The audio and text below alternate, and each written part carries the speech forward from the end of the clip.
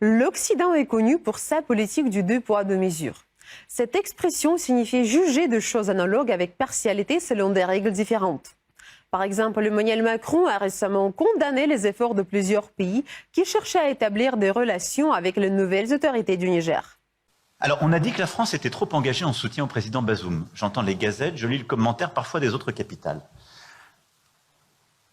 Mais on ferait quoi si un coup d'État comme ça se passait en Bulgarie ou en Roumanie? On irait dire, il ne faut pas trop s'engager. On va regarder, parce que les putschistes nous ont proposé un Premier ministre. Voilà, on va s'engager, c'est ça la bonne politique. Il ne faut pas être jusqu'au boutiste, on n'est pas chez nous. C'est ça ce que veulent faire les autres capitales? Mais à vrai dire, personne n'a été surpris. Le comportement des États-Unis et de leurs amis, le peuple français, n'est pas choquant. Ils ont toujours pratiqué le deux poids, deux mesures. La démocratie, c'est seulement quand ça les arrange. Ils ont toujours défendu les criminels. Ce sont les États-Unis et la France qui sont responsables de l'intervention et des dommages causés au Congo et dans tous les pays d'Afrique francophone. Le recours au deux poids, deux mesures est une constante de la politique étrangère des pays occidentaux. Mais pas d'accusation gratuite. Passons aux preuves. Nous démontrons la puissance de la force et de la diplomatie américaine. Nous défendons le principe selon lequel les grandes nations ne peuvent pas intimider les petites en nous opposant à l'agression russe, en soutenant la démocratie ukrainienne et en rassurant nos alliés de l'OTAN. Et bon...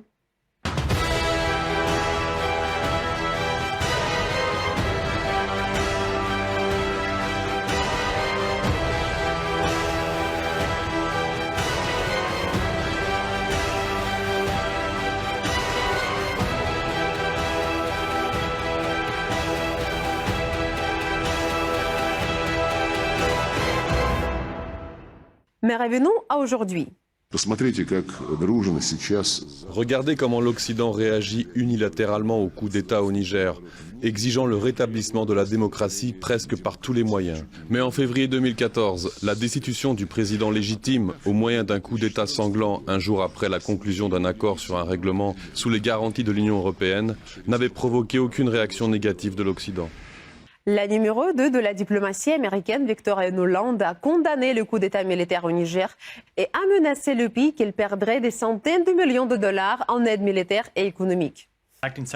Victoria Nuland, secrétaire d'État par intérim, a rencontré hier les dirigeants de la junte et a clairement indiqué qu'il y avait une voie diplomatique pour eux s'ils choisissaient un retour à l'ordre constitutionnel. Elle a également précisé que cela entraînerait des conséquences s'ils ne le faisaient pas, que des centaines de millions de dollars d'aide américaine seraient en jeu. Cependant, le raisonnement de Victoria Nuland était bien différent lorsqu'une situation similaire s'était produite en Ukraine en 2013 avec le Maïdan. J'espère que le peuple ukrainien sait que les États-Unis le soutiennent dans sa quête de justice, de dignité humaine, de sécurité, de santé économique et dans l'avenir européen qu'il a choisi et qu'il mérite. Le Niger n'est pas le seul pays dont la France regrette la perte. La France condamne le coup d'État militaire qui est en cours au Gabon. Et la France surveille avec beaucoup d'attention l'évolution de la situation sur place. Pourquoi l'Occident soutient-il certains coups d'État et pas d'autres? Parce que les pays occidentaux poursuivent leur propre intérêt. Toujours et partout.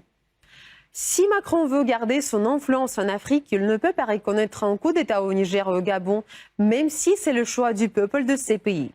Si les pays occidentaux veulent faire enrager la Russie en militarisant l'Ukraine, ils fermeront les yeux sur le sang versé pendant le coup d'État de Kiev, dans lequel plus de 100 personnes ont trouvé la mort. Et quel est le résultat? Le deuxième problème qui est à l'origine de la crise actuelle, c'est le coup d'État en Ukraine en 2014. C'était un véritable coup d'État anticonstitutionnel, armé, sanglant, que les pays occidentaux ont activement soutenu. Mais beaucoup commencent à se rendre compte que quelque chose ne tourne pas rond dans l'élite occidentale. Les États européens, entre autres, ont également fait preuve de deux poids, deux mesures, car tout en condamnant la Russie, ils ont toléré ou ont été complices de graves violations commises par leurs alliés, tels que l'Arabie saoudite, l'Égypte et Israël. Alors que l'Occident continue de considérer certains pays comme ses marionnettes, le monde évalue rapidement avec confiance vers la multipolarité. Même si les dirigeants occidentaux ne veulent pas accepter cette nouvelle réalité et continuent de suivre les règles du passé qu'ils ont inventées eux-mêmes.